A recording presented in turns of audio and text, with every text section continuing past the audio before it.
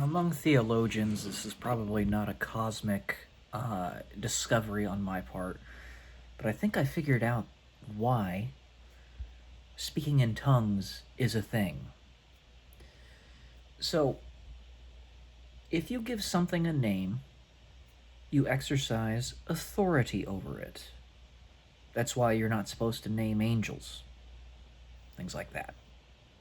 And it's why Adam was given the authority over all the animals and things in Eden when he was created, because he had authority over them, so he could name them all. And that's what he did. It's like a lion's a lion, a cow's a cow, a chicken's a chicken, etc., etc.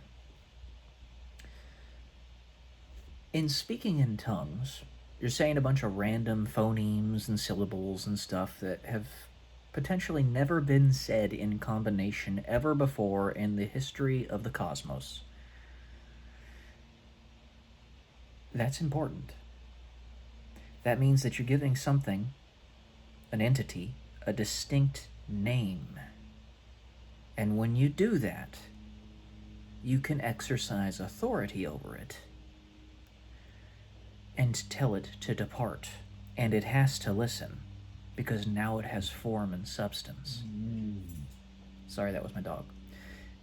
If you ever heard what St. Padre Pio said, there was something that he said before he died, that if we could see the demons that surrounded us, there would be so many that they would blot out the sun. Now, undoubtedly, saying a bunch of random phonemes and syllables and sounds in sequence, you are either going to run into a name of one of those creatures, perhaps a handful of them, or you're going to create a name that never was before, and now you can tell them to leave because you have authority over them. Now, the reason I think why this was never specifically stated as the purpose behind speaking in tongues is because that's not its only utility.